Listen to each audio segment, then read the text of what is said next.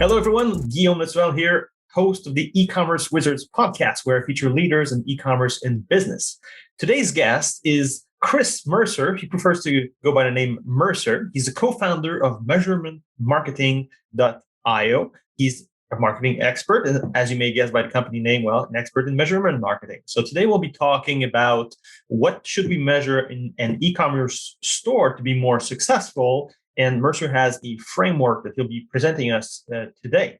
So before we get started, or sponsorship message, this episode is brought to you by Mage Montreal. If a business wants a powerful e-commerce online store that will increase their sales, or to move piled up dormant inventory to free up cash reserves, or to automate business processes to gain efficiency and reduce human processing errors, our company, Mage Montreal, can do that. We've been helping e-commerce stores for over a decade. Here's a catch. We're specialized and only work on the Adobe Magento e-commerce platform. We do everything Magento. If you know someone who needs design, development, maintenance, a new site, we got their back. Email our support team, support@magemontreal.com, or go to magemontreal.com. That's MAGE Montreal.com. All right, Mercer, happy to have you here today. Thanks, Guillaume. Pleasure being here. Thanks for having me. Can you please tell a bit our audience about you so they know more about your background and your expertise? Yeah, absolutely. So we actually started in the whole online adventure. You know, my background primarily is sales and marketing. I've really just done a lot of sales management. That was sort of my main background in the offline sort of analog world. We moved online, like a lot of people do, to sort of creating an online business. We did, in this case, we started with WordPress training and helping people learn how to build WordPress sites. That led us very quickly, as you know, being an agency yourself, into like, hey, can you just build this for us? It's a little harder to do it. So we started building out websites. And we wanted to get into CRO because CRO was, at least back then in the day, was kind of new-ish. Yeah, a conversion rate optimization. Exactly, conversion optimization. And we wanted to differentiate ourselves. And so we're like, oh, okay, we're going to build the site that we're going to help you optimize it, right? Very similar to what your agency does. And then it was a matter of, well, in order to optimize, you must first measure. So of course, that meant setting up Google Analytics, et cetera, et cetera. So what we realized very, very quickly years ago was we would present these sites to clients and we were like, oh, here's the site, blah, blah, blah. And then here's in Google Analytics how you can tell how many leads you're getting, or which traffic source is causing which sale, or which stage of the customer journey, or all this other stuff that we just thought everybody did. Turns out very few people do that because they get confused by these tools. They can be a little overwhelming. And so we had clients almost overnight when we started doing that. Instead of recommending other clients that do websites, we were getting things like, oh, we already have a site, but such and such told us that you set up their analytics, and could you do that for our site? And then we realized, okay, that's the pivot. People don't know how to use these tools. They don't know how to think about measurement. There's a lot of overwhelm out there. There's a lot of data and information, and we certainly don't need more of that. We need more story. And so our mission became, and that's why we created measurementmarketing.io, was to help marketers figure out how to use all these cool tools, because they're really not that hard, but you do need a framework. You need a step-by-step system to go through. Yeah, exactly. And your framework has those 3 steps here, and each of the 3 steps subdivided into 3 more. So it's sort of a 9-step system. So can you tell us about that? Yeah, absolutely. So the measurement marketing framework really is 3 key steps. The first is plan. It's a thing that everybody skips, actually, in most cases. And we'll come into the individual components of each one in just a second. So first, you plan things out. Then, and only then, you build things out. And then normally what people start is they start in the build. They turn on Google Analytics, or they turn on an integration somewhere, and all of a sudden there's information in Google Analytics and they start playing around with it. And it's not at all ready yet because they haven't really planned for it. So it's first plan, then you build, then you use Google Analytics and things like that. Then you act upon what you've built. That's where you finally start looking at the reports to figure out information. So that's really the 3 simple steps there: is plan, build, and then you act. So in the planning stage, you mentioned there's these sort of 3 components to each one of these. In the planning stage, the 3 core components, first is you have to list out what questions that you were trying to get answers to. So you just list them out. Kind of think about this like 3 columns if you want. So it's like first column, you list out all the different questions that you're trying to get answers to. The second column right next to that is what information will I need to collect in order to get those answers? And you're thinking about what you're going to have to measure for in order to get those answers, or what somebody in your team is going to have to do. And then next to that, and this is the most important step of all of this, is actions. So first you think about questions you're going to answer. Then you think about how you're going to answer them, by what information you need. Then you're going to think about what actions will I take based upon the answers I get. And this is kind of the formula here is like if this, then that, so it's like, if my opt-in rates are less than 25%, I'll do this. If they're more than 35%, I'm going to do that, right? Something along those lines. So that's the planning stage. As you think about questions, you think about the information, then you think about what the actions are that you're going to take based upon the answers you get. I cannot emphasize how important that action step is. And we'll come back to this just a little bit here. So once you've got your plan in place, you now have a measurement plan in place, then you go build. And that's where you're using maybe a tool like Google Tag Manager, Google Analytics, or Google Data Studio, Adobe, right? To get in there and build out the measurement to make sure that now you are collecting the information so that you can get answers to the questions that you are planning to get answers to, right? So that's what that is. And it starts with really first identifying the traffic and making sure that whatever the measurement platform is that you're using knows the who, what, and why of your traffic. So who's sending you the traffic? What type of traffic are they sending you? Why are they sending the traffic in the first place? What are you trying to accomplish? Then right next to that is the results. And you think about, okay, making sure that the measurement platform understands what results you're trying to achieve, right? So first is traffic, then it's results. Then finally, you do that in a way, you structure it in a way so that it tells a story. And that's a little bit, it can get it a little, that's where the technical stuff will come in a little bit. And it depends upon the platform itself. But this is where when you properly use these platforms, it will tell a story of which traffic sources are causing which results. And then now you've got something that's a story, not a bunch of information, not a bunch of data. And if anyone's ever jumped into a report and they go, I have no idea what this means, that what's happened is there was probably no plan for it in the first place. And they just started building without a plan. And that's why, and it wasn't used properly. And that's why it looks like that bunch of information. Yeah. And that's the step where stuff starts to be exciting, because then you can see, okay, my Google ads gives me that much traffic and it costs me that much per sale.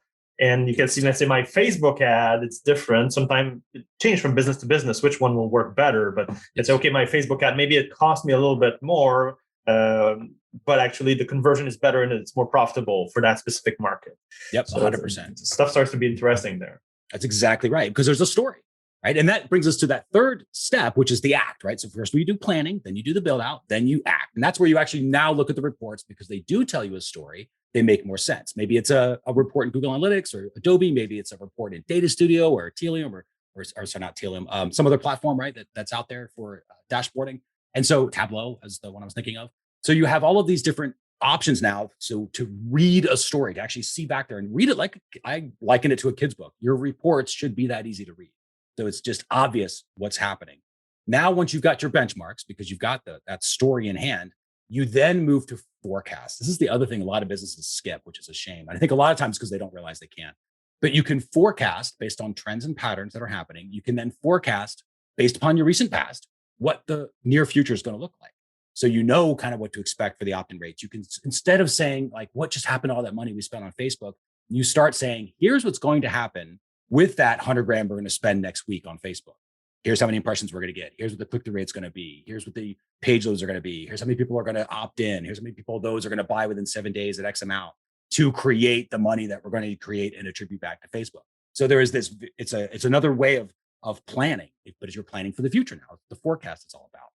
And then at that point, all you need to do is just measure against your forecast, because you've already got the measurement system built.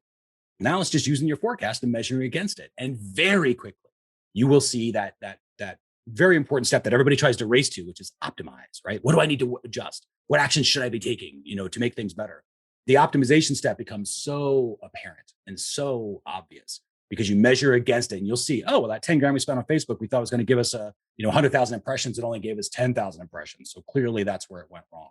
Or everything worked well, through the opt-in rate, but the email didn't perform the way it was supposed to perform. So our sales weren't there or whatever the thing was. But you will very clearly see where the conversation sort of dropped off. And that will tell you as a marketer, here's what I need to do to actually fix it.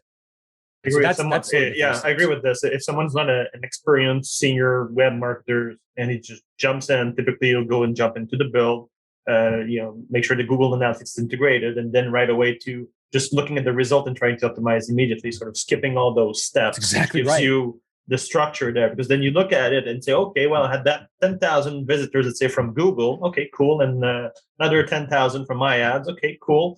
And conversion rate was not too bad. And bounce rate was not too bad. Okay. And what do I do with that now? So that's exactly right. It's 100% right. You're splashing around in a bunch of data and information. You're not quite sure what it's telling you, but you write a blog post that said bounce rate should be this. And so you're like, well, I guess we do that. Right. But there was no plan. Yeah. There's a difference between having data and having insight from that data, what you should do with it. Right. And stories is what give you insight. Just like every story's got a moral, right? Like your little action, the three bears, you read that story, you learn something about not breaking into other people's homes. And it's kind of the same thing with data. It can absolutely tell you a story. Yeah, cool. All right. So we covered the base of the framework here, the 9 steps of that framework. Now, let's say, what are the most frequent mistakes? And we partially covered this, but I'm sure you have more that you've seen e-commerce store owner do when it comes to measurement and marketing.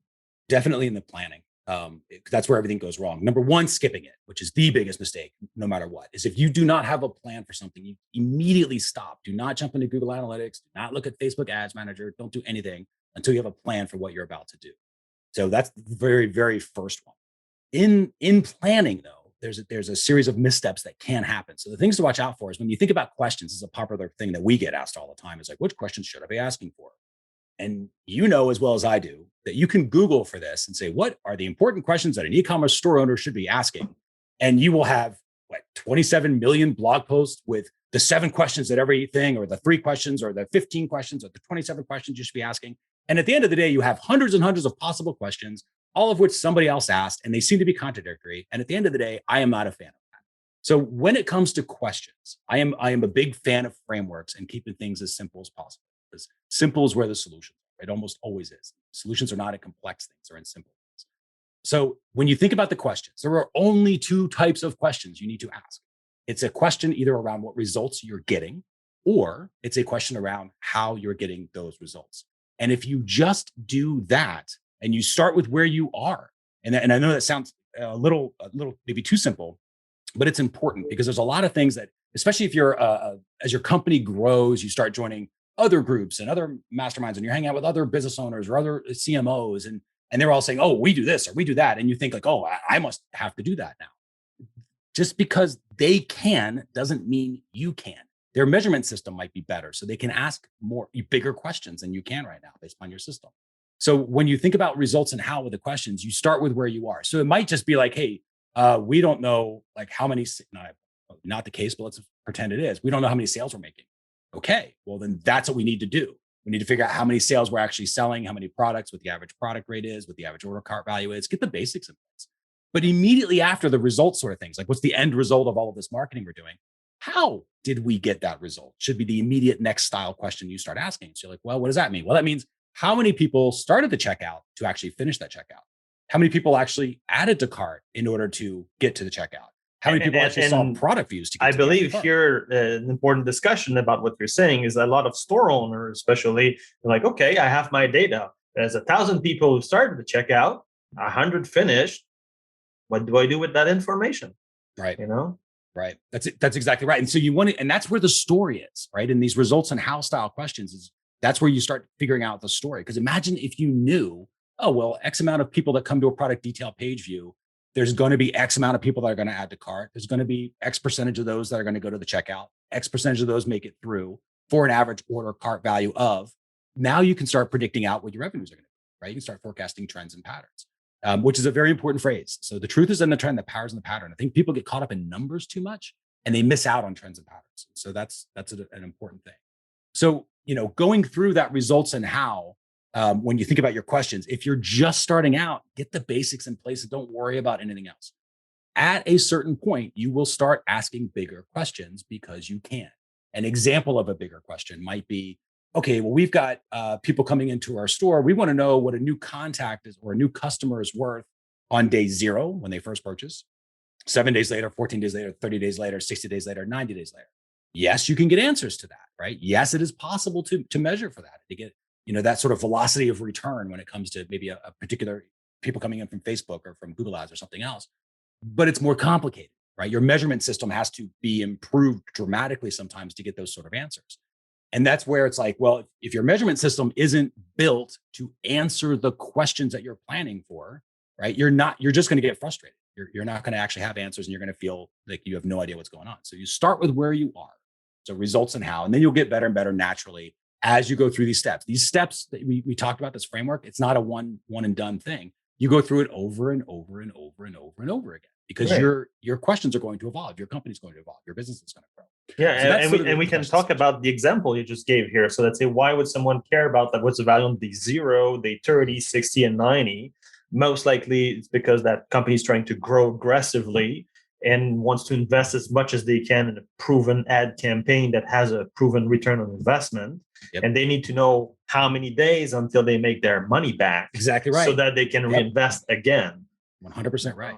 Yep, that's exactly right. And knowing that you spend, let's say, that 100 grand or 10 grand, whatever it is, in that month, like how fast can you get that money back, or having the confidence that you will get that money back and more within 90 days, let's say. Yep. So that you can we've keep seen spending the next month. Otherwise, they go 100% and they stop. So, yes. How many? I mean, we've probably both seen companies that scale themselves out of business because they didn't measure for that sort of when the money was coming back, and they kept going too much into, for example, LTV. It's a poison metric. I hate LTV as a metric, which I know is strong to say because everyone's like, you got to know your LTV. But LTV, by the base definition of lifetime value, which is what this metric is, it changes every day. Right. So any metric that changes all the time and is based upon whatever definition you're using, there's a great blog post out there about how Starbucks can calculate LTV. And it's like 18 different ways they can calculate it. I'm like, it makes it useless, right? Any metric that you can change the definition and get a different result, it's not a metric, right? Math is a thing. 2 + 2 is always 4. And so instead of the reason that LTV doesn't work is because if I said, oh, well, my lifetime value is $10,000 on a customer. And I'm like, great. Well, then I'm going to spend $3,500 in this advertising campaign to get my $10,000 customer. And then I find out, yeah, but that $10,000 was over 3 years. That's a problem because I just paid $3,500. I'm not going to get my money back in time. I now can't scale. I can't grow because I didn't measure time. And that's why we always call it velocity of return, which is LTV over time, right? It's like, what is my value of a customer at this point, at this point, at this point? These are important questions to eventually ask. Again, I hesitate to mention some of these because it's like some people might not be having the basics in place. If you don't have basics in place, if you don't know how people are moving through your e-commerce store, if you don't know that conversation that's going on between the users and your website, don't even worry about velocity of return because you're just not ready for that yet. Get the basics in place first, then you start. It's slightly more advanced finances, and it works particularly great for subscription-based type of company. Either it's even a service company, could be a managed service plan instead of the break-fix model. If you've never heard of that, it's worth a Google search, or it could just be any kind of normal subscription, because then you can forecast your revenue over a year, over 2 years, and monthly, you know, what's your cash flow. And then you can say, okay, I'm willing to spend, let's say, 6 months of revenue of that customer to acquire it. It's okay if I don't make any money before 6 months, but you've made your calculation and your number that you say it's okay, 6 months. Maybe you have venture capital backing you or whatever we had. Right. And you're measuring to make sure that you were right about that 6 months. And it exactly. Back in 6 months. Yeah, exactly. Right. So that there are lots of examples like this. For example, in publicly traded companies like Lightspeed, people are saying, hey, that company is not even profitable. It's a deficit and this and that. This is not true. When you have more advanced finance and knowledge, I know the guys who are working on this. I've seen their presentation with Investissement Quebec and all that. They say it is proven as profitable per cohort. So let's say the 2018 cohort is fully profitable, 2019 cohort is fully profitable. Like that this year, it's not making any money. It's just because they're reinvesting more than they're making. Right. Because they want a future return. But they're building on a stable foundation that they know is that they are proving each year is profitable. That cohort of customers is profitable. And now it's okay. We're going to invest an extra 100 million versus what we're actually making this year because we want to make so much more in 2 years. Yep. You know? Yep. Yeah, that's exactly right. And when you're thinking about your original question was about what are some of the mistakes or where the missteps are with people, right? So questions, I think that's one of it, is they ask maybe too advanced questions when they don't have a system that can actually give them those answers. So you start with where you are. But the second thing we talk about in this planning sort of step, there was the 3 components of that, which are questions, information, and the actions, right? Information, I think, is a big deal too, because when you think about it, it's like, oh, well, what am I going to need in order to collect? Like, let's say something simple like average cart value. It's like, oh, well, I'm going to need to know the number of sales and the number of total revenue, and I can divide those things out, and that'll figure out average cart value. Pretty simple. But what'll happen is when you get the basics in place, you start asking, again, bigger questions, and then you start flipping information. Instead of just the traditional information that you're probably used to thinking about, you realize that what you're really collecting is behaviors on the site. That's where the real magic is. So, for example, on an e-commerce store, as an engagement, you could measure for engagement of a product detail page. So are people hovering over the product images? Are they clicking on the product images? Are they watching your video? Did they look at your review section for more than 10 seconds? These are all very specific behaviors that are very good signals that show interest and that the users moving through the customer journey a little further, right? And that they are having a conversation with that page. If you think about the page being a remote salesperson, basically is what it is. And so that you can see that they are engaging, they are having a conversation with the page, and the page is giving them what they need. You can measure for that sort of level of behaviors. And when you see that, or more importantly, if you don't see that, now you know, okay, people are not integrated with or they hover over the images, but they're not spending that much time on product A on those images that they are on product B. Maybe we need to improve the product images, right? Yeah, so you're doing lead scoring here. You're doing exactly lead scoring. Right. So like let's say each of those behavior is worth, let's say, 5 points or 10 points, whatever, and whichever lead has the highest score because they watched more video, downloaded more white papers, more case studies, then maybe it's time for your sales team to do some outreach if it's some big ticket item that is being sold with a sales rep. 100% right. And you can start to forecast, right? And you can say, oh, well, anybody with a lead score over 5 or over 50 or whatever the metric is, you can say, okay, well, we know they're going to, on average, they're worth 5x. So they need to get that phone call, right, from that salesperson versus just retargeting from a Facebook ad. Yeah, could be automated. Yep, that's exactly right. Yep. So that's the other thing is so planning, it's the questions, remember, just results and how is kind of the secret sauce there. Information, it's remembering that don't just think about the numbers, think about behaviors, because that's really what you can measure for. It's not hard to do that. And it's great with a platform like, Magento, you guys said you guys work with, because it's so customizable, right? You can measure practically anything. And then there's that action step, right? Of that third little part of planning is actions. Like, what actions will I take? Again, the biggest mistake is people don't think that through first. But it's very important to do that. So with actions, when you think about the actions ahead of time, this is before you open up Google Analytics, before you look at a dashboard or anything like that, you think about, okay, what would this report look like when I magically get it? And then how would I use it? What actions would I actually take based upon the answers the report gets? And say, well, the report for some people, it might be a spreadsheet because they're numbers people and they naturally integrate with that sort of report and it's comfortable for them. So they want a spreadsheet that shows data tables. And if this number does this, then they would say, oh, well, again, using opt-in rate as an example or something. If the opt-in rate is less than 25%, I know that if this is cold traffic, that something's off, maybe with the targeting or they're above the fold. We can make some choices on that. If it's above 35 or 40%, let's look at the targeting because maybe we're not scaling out enough because there is such a thing as too good of a conversion rate. And so we can maybe expand that out a little bit. We might have some opportunities there. And so you're thinking about all of this, and maybe it's a pie chart, or maybe it's a thumbs up and thumbs down. There's lots of different things. You can do anything with measurement. So you can make it, I have a friend of mine calls it stick figure simple when it comes to reports. That's what he wants. He just wants a dashboard. It's like up or down. Like, I need to know, what do I need to do? It doesn't have to be a data table always. But when you think about the actions, the other thing that's important about that is not only does it help you to plan out the report, especially if you're in a larger organization and it's your job to create the reports, the marketing department keeps telling you that they want, and then you give them the reports and the marketers don't use it because they're like, I don't know what this means. So, which happens a lot. And the reason that's happening is because there was no plan. There was no plan of what to do with it.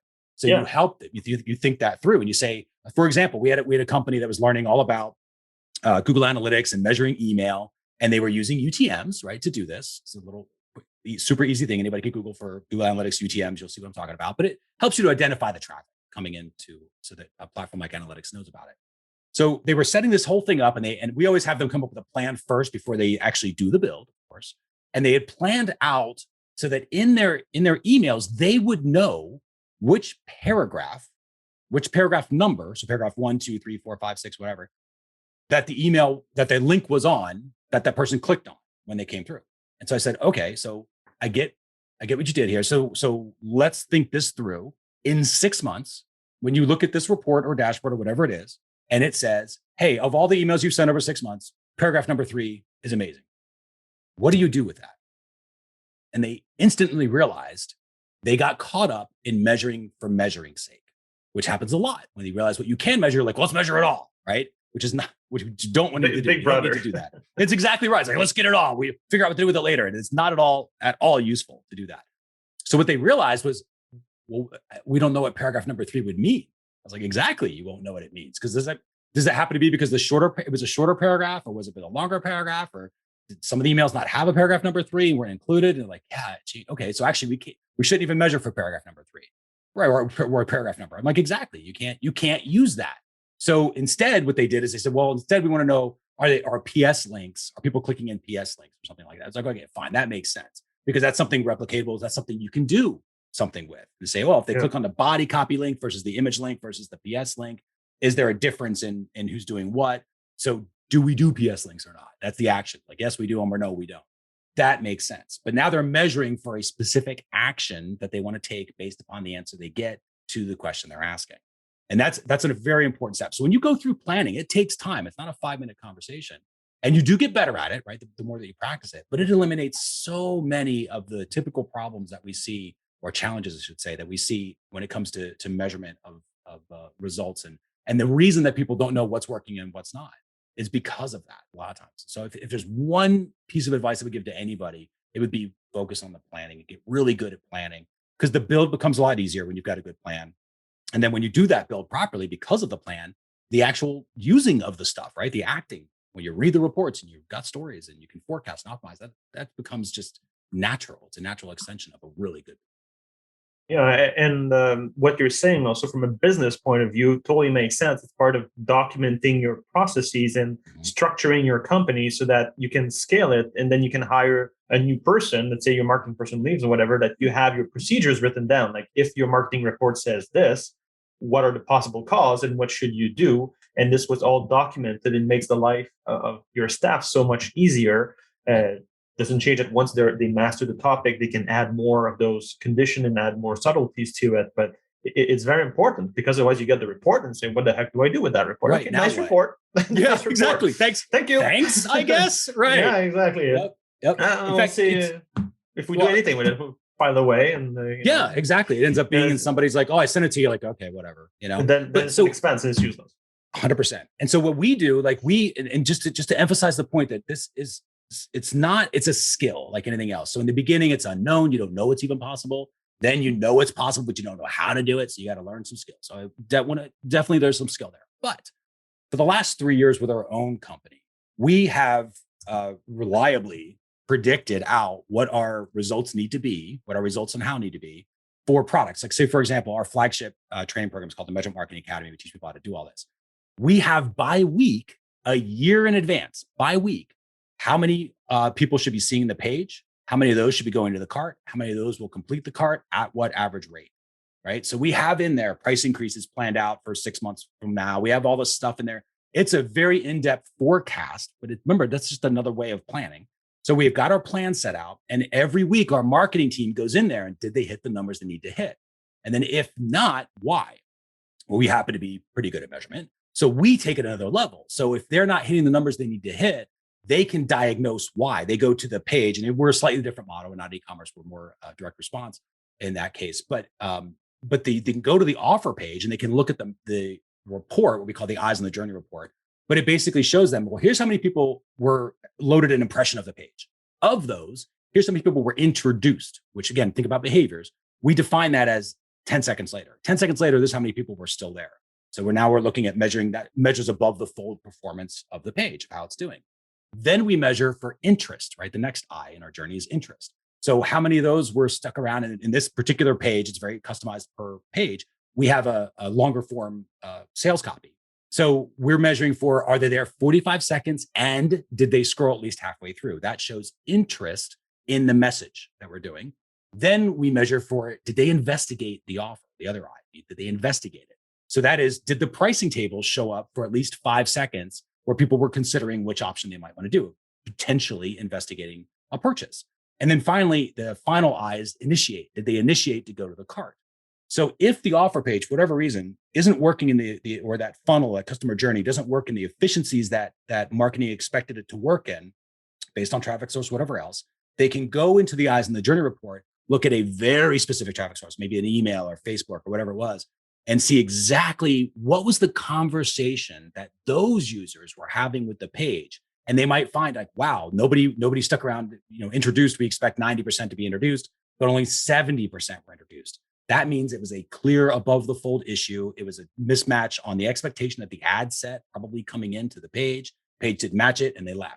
That's the fix. There's nothing else to worry about. Don't worry about the offer. Don't worry about changing the copy. Don't worry about changing the designs unless it's above the fold, right? So we know marketing knows exactly what to do.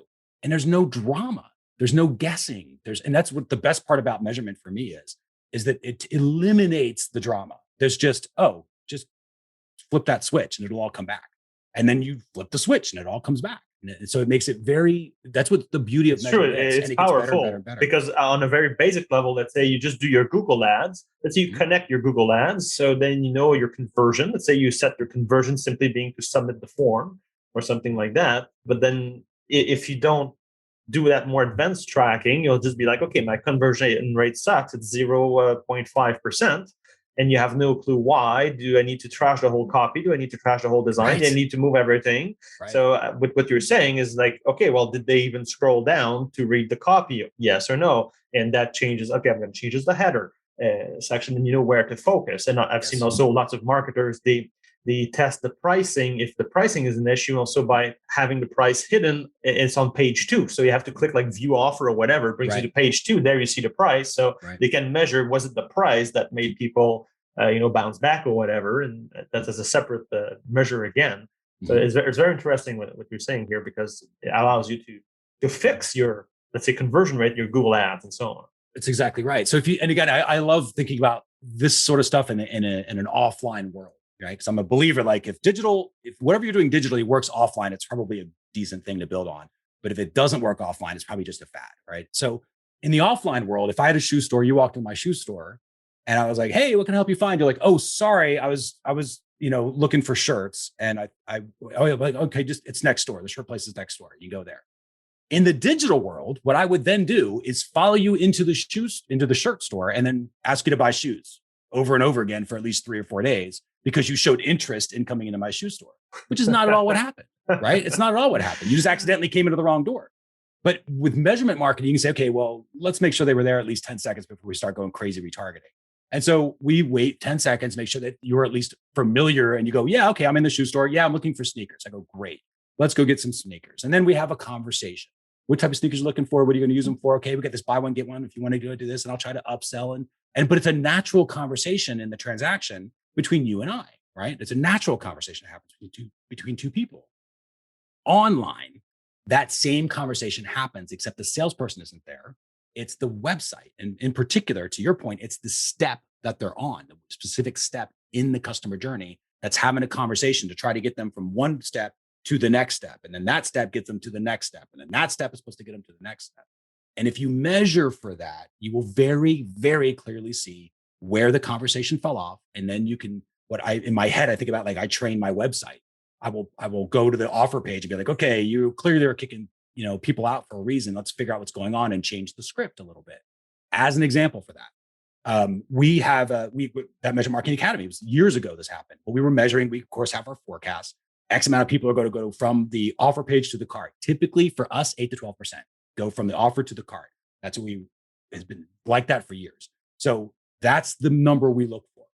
And our cart was 40% cart through rate, right? So about 60% abandonment rate. So let's say 35 to 45% cart through rate.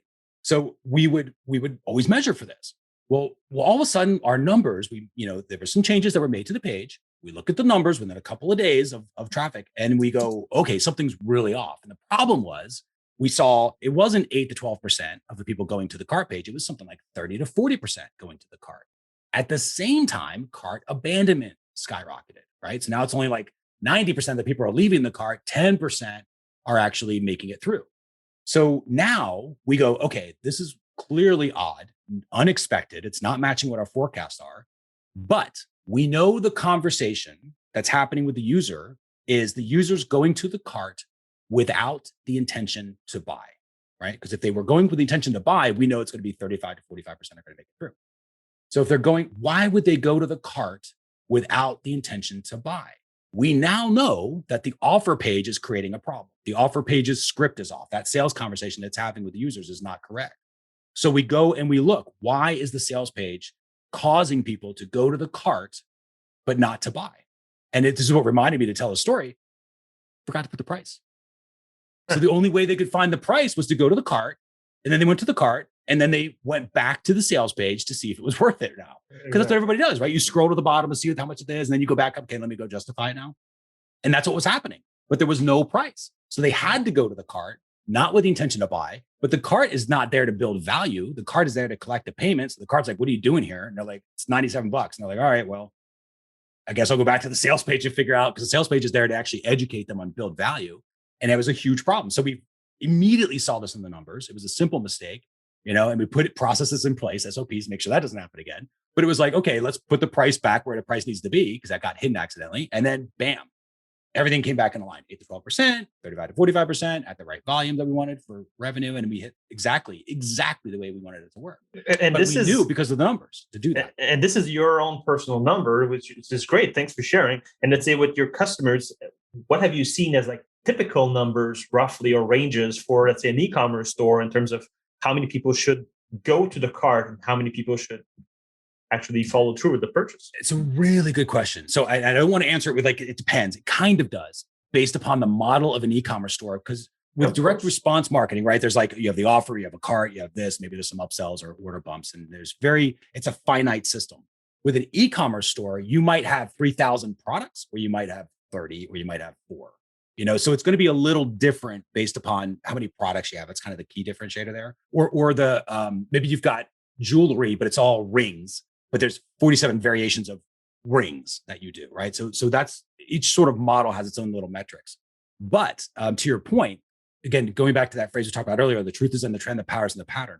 My favorite part about measurement, this is the biggest lesson I've learned, is that I love how predictable people are.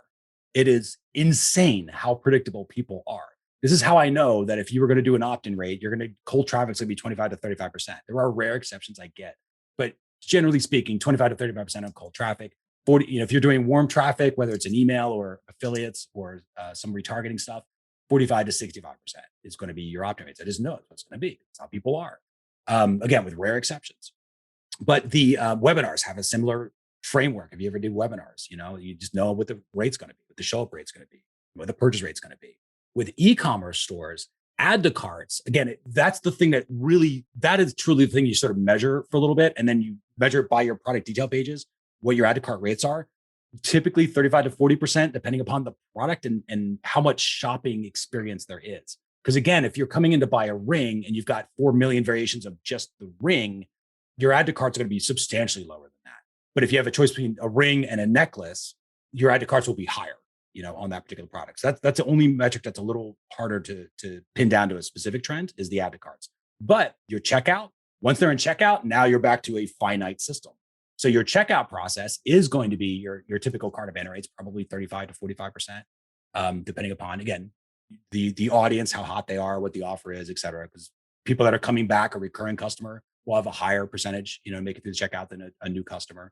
But those are the numbers that you can reliably predict and say, okay, for every product, and you won't have to measure it very long, measure it for a few weeks, depending upon your traffic.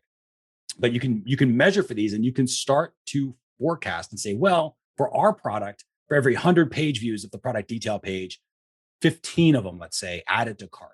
So now there'll always be a range, right? Say 12 to 20 or 15 to 20% added cart.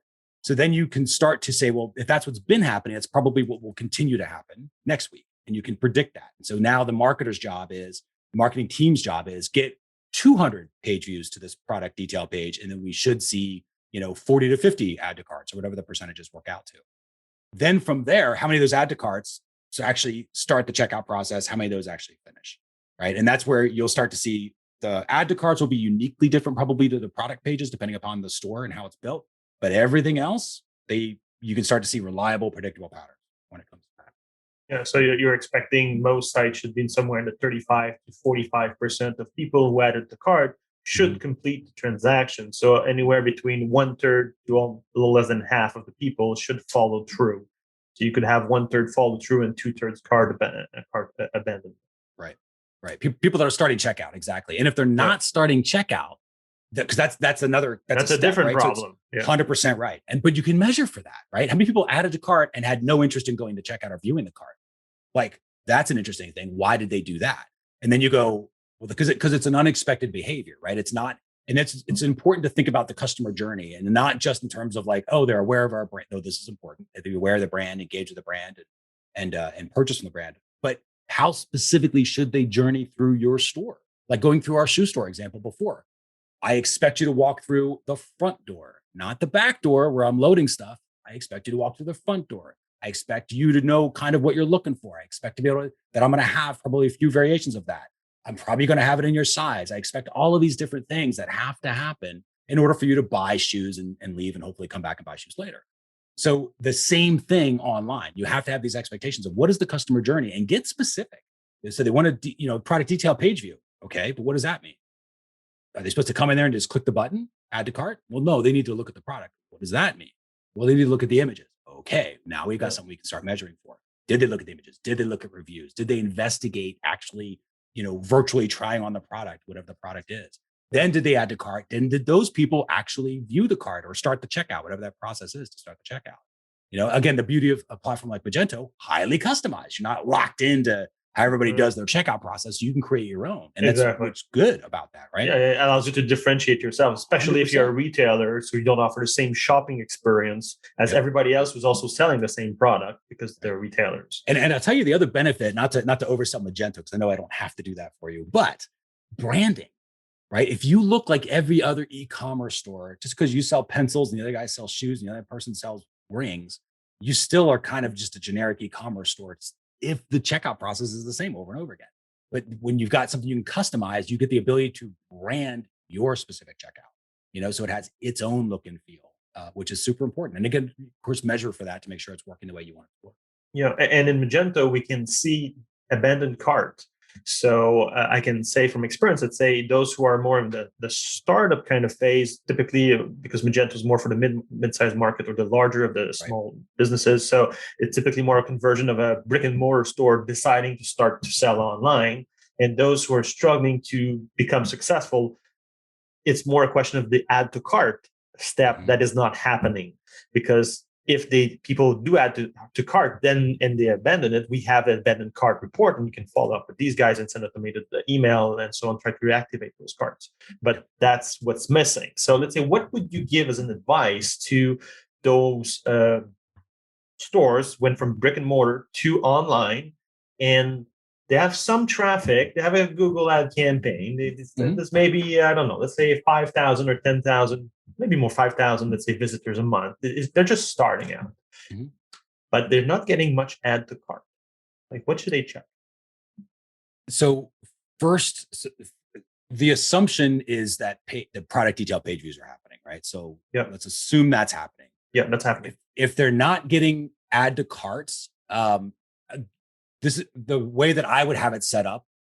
Would be I would measure for the interactions, the engagement of the product detail pages, because otherwise we don't know why, right? We have to guess, and I'm not a fan of guessing. I'm not a fan of like, oh, well, my thinking is this, or somebody coming in looking at a thing and being like, oh, just change the button and then it's going to fix everything.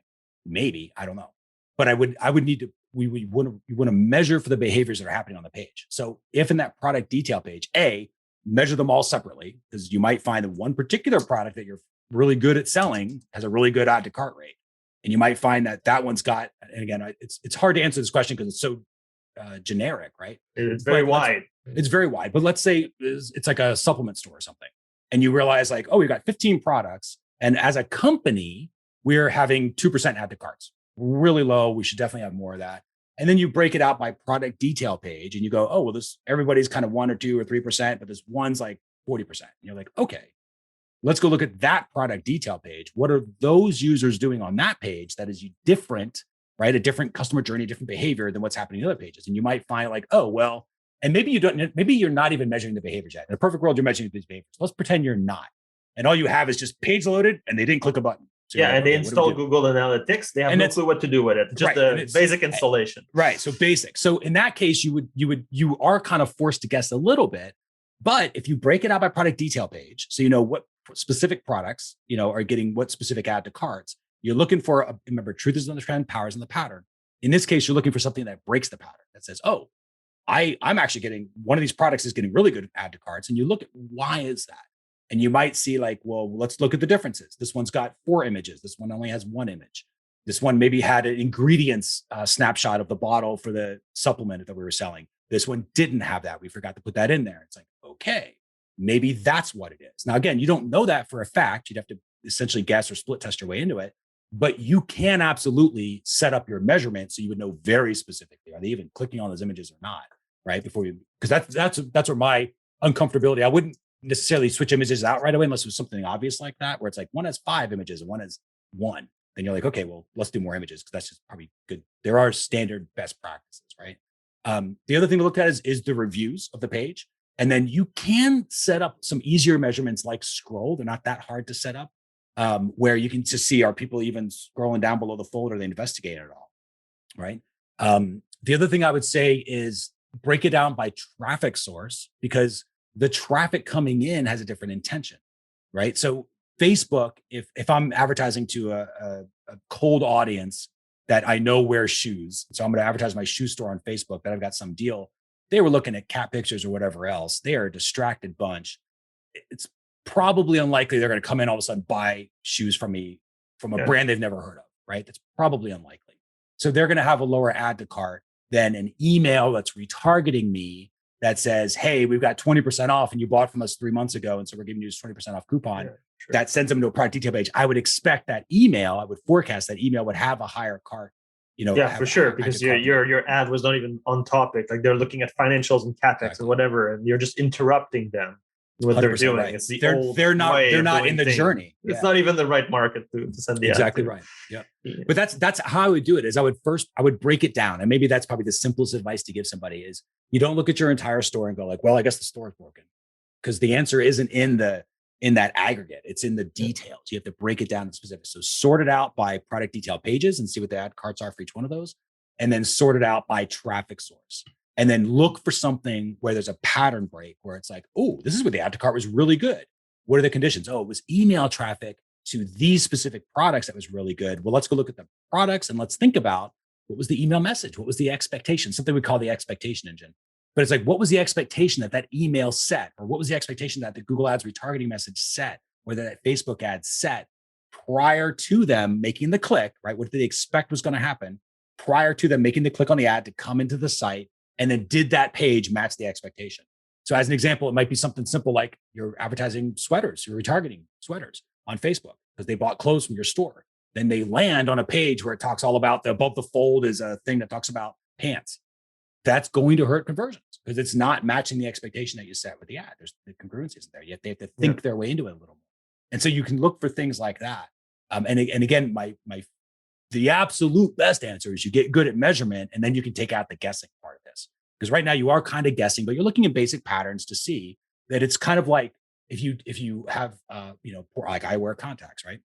So if I have my contacts out, I can't see a ton. If I see some reading glasses that are not the right prescription, but they're better than what I am right now, I will use them, right? That's what you should do in measurement. So it's like get at least good at breaking down things if that's all you have. But eventually you're going to want to get a better prescription for your glasses, right? You're going to want to get an eye doctor and improve things. Eventually you're going to want to improve your measurement because you will. It's just a very comfortable feeling when you know what the answer is and you're not like, well, it could be this or this. Let's try. Good right. And that's what most people live in. They live in the world of try. And guessing. And you don't have to if you can measure. It's a good analogy. And it's which tool do you use to do all that tracking? Like did they scroll? Did they add to cart? For us, it's pretty simple. It's all the Google stuff. So Google it's all free. It's Google Analytics. With any platform, you've got the platform needs to collect the information. It needs to store that information. Remember, information being behaviors. So it collects the behaviors happening on the site, stores those behaviors, and then it builds reports based on those behaviors. That's what your measurement system should do. A platform like Google Analytics does all three, where it collects information, right? The behaviors are happening like page views. It can then store those in its database, and then it builds the reports, which is, reports people are probably trying to use now in Google Analytics. But eventually, and that's a good place to start, eventually you will want to add on things like Google Tag Manager, because Google Tag Manager is built to do one thing, which is collect behaviors. It doesn't store them. It doesn't build reports. It just collects behaviors. But Tag Manager is what I would use to say, well, they go into my product detail view, and if they click on 3 different images in my product images for that product, I want you to tell Google Analytics that they now have an engagement score of 10. And I want you to go tell Facebook to put them in this retargeting group so that Facebook can start retargeting them. And that's what Tag Manager does. It collects the behaviors and then it tells other platforms what to do based on that. So that's where we add in Tag Manager. And then we add in Data Studio for reporting, because Google Analytics is good for reports, but it is kind of geeky and it's a lot of stuff. And a lot of times the answer you're looking for is in the middle of a bunch of other stuff. And it's hard to get the answer sometimes. So with Data Studio, it is built to do one thing, which is report.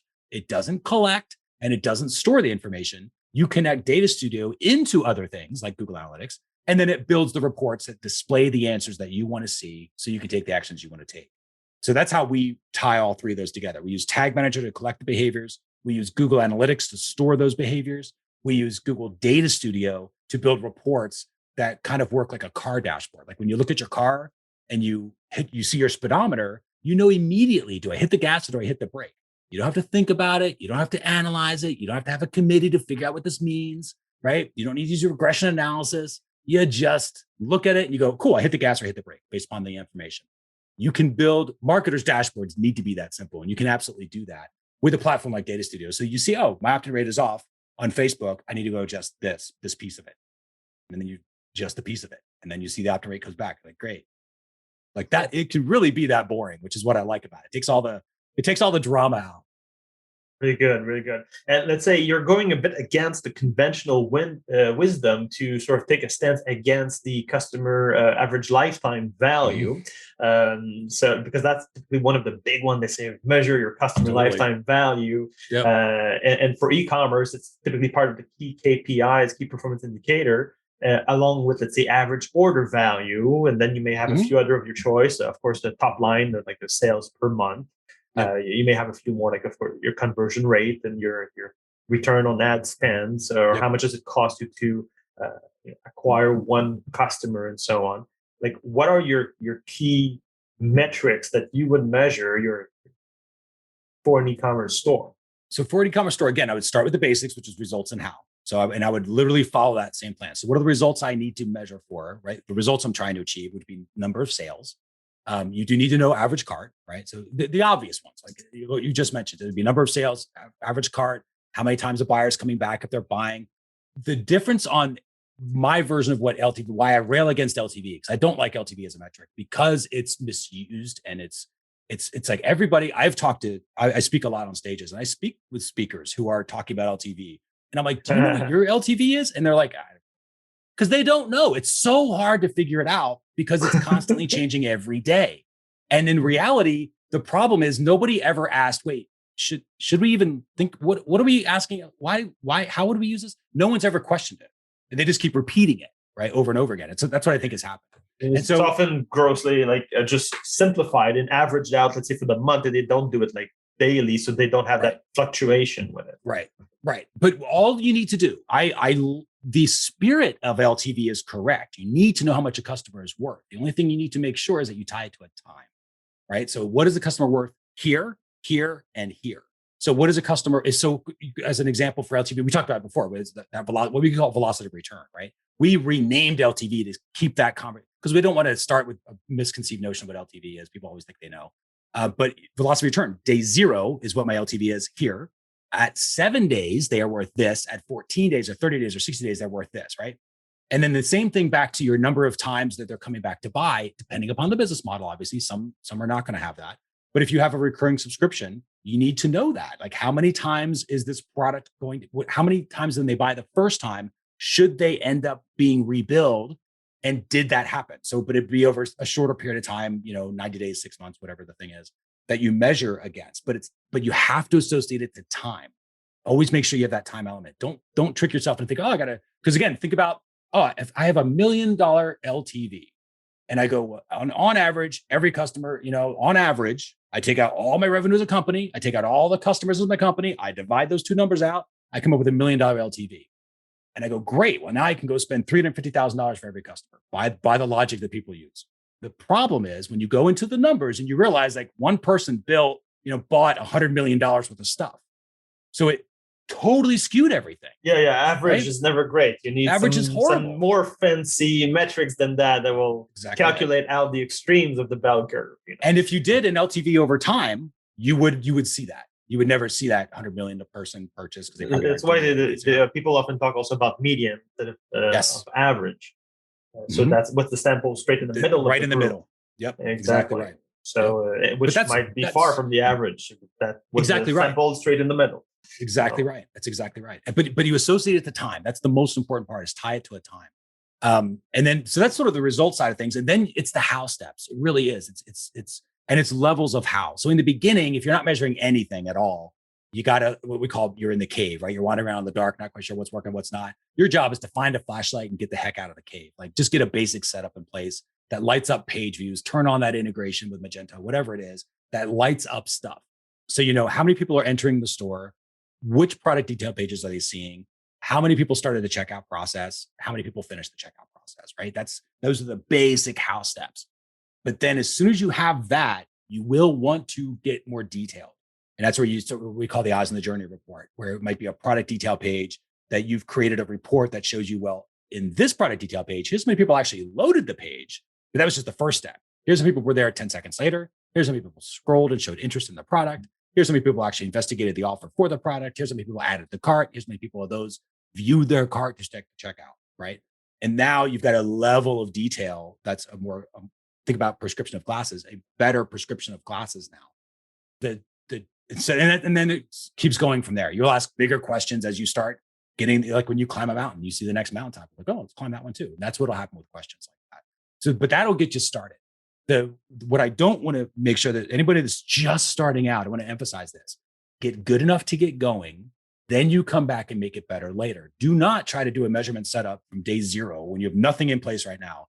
Do not say, well, we're going to set our measurements so that we see, because this image thing, that sounded great. Let's make sure we're measuring for images and we're measuring for button clicks and we're measuring for scroll and time. And did they see their reviews for 15 seconds? I want all of that. That sounds great.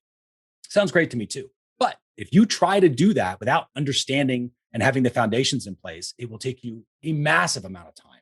And you will get to the point where everyone will be like, this is just a bunch of busy work and we're not getting any progress. So let's just scrap this. And that's a big challenge with measurement, is people will try to do too much because they hear what's possible. So they think, oh, I need to build, what we call the summit style. We have three levels of measurement. There's the cave, where your job is like, I have no idea what's going on. So I just need to get out of the cave so I see some light, right? Get some visibility into things. That's when you're in the valley of visibility at that point. And it's where most people stay for a long period of time as they learn measurement, they learn strategy, they learn what to do with the numbers and all of that. And then you have the summit style. So summits are like where you're going to mountaintop to mountaintop to mountaintop. They are complicated setups. There's multiple data sources coming in and you're doing data lakes and data warehousing and things like that. It's more complicated to get the answers. But the reason that it's easy to get them up here is because you've gone through the cave, because you've gone through the valley. Yep. Now the mountaintop's easier to scale. You're building up on it. 100% right. Yeah, you need to. Otherwise, you'll overbuild some stuff. It won't be used. You won't understand, or you build from assumption that we're not tested. So you waste a lot of work and budget. So I think we've covered pretty widely this topic. It's very good. Is there anything, any last idea that you want to bring for the audience? I think at the risk of overwhelming everybody, I will say just pick one thing. We do this a lot with our trainings. We focus on this one thing concept. So anything you've heard in this podcast, when it was like that one thing that was either you heard it in a slightly different way where it made sense this time, or there's one actionable step that you're like, oh, we're going to get better at our planning. Pick one thing, then come in and practice that. Build it as a skill, right? Because right now you've been exposed to a bunch of new information and ideas, but you don't have a skill yet. So practice some of this. Then come back and I would listen to this podcast again or rewatch it. And then you will pick up another new one thing because you're going to hear something else different. And that's how I would build this, as opposed to, oh, here's 14 things we're going to do, because it's too much and you'll get overwhelmed and people will start going like, why are we doing this? We're not even getting anything from it yet. Those dashboards we're working on dashboards for 13 weeks now. We still don't have a number. So to avoid all that, just one thing at a time, get it good enough to get going, then come back and make it better. Yeah, that's inspiring, actually. I feel like going to work on my marketing metrics now. That's perfect. So, Mission accomplished. Yay, there you go. All right. So if someone wants to get in touch with you, how do they do that? Absolutely. So measurementmarketing.io is our website. So we train companies how to think about measurement and how to use these different tools. So measurementmarketing.io is a good, obvious choice. I mentioned the measurement platform they have, the Measurement Marketing Academy, that does train people how to do this. But we do have a free version of that, what we call the Toolbox. That has weekly training, so you can kind of get your feet wet a little bit and learn about some of this stuff. And it's got a ton of tools to help people with measurement, including traffic tracking toolkits. There's a dashboard planner back there to help you with that. There's a optimization pipeline planner for planning out split tests and measuring for all of those. There's a lot of cool stuff that's back there, regardless of your skill, whether you're just starting out or if you've got some experience. The Toolbox is what I would probably recommend to get started with. And if you go to measurementmarketing.io/e-commerce wizards, you will see that. So measurementmarketing.io/e-commerce wizards will take you directly to the Toolbox. All right. Awesome. Thank you for being here today, Mercer. Pleasure. Thanks again, Guillaume. Appreciate you having me.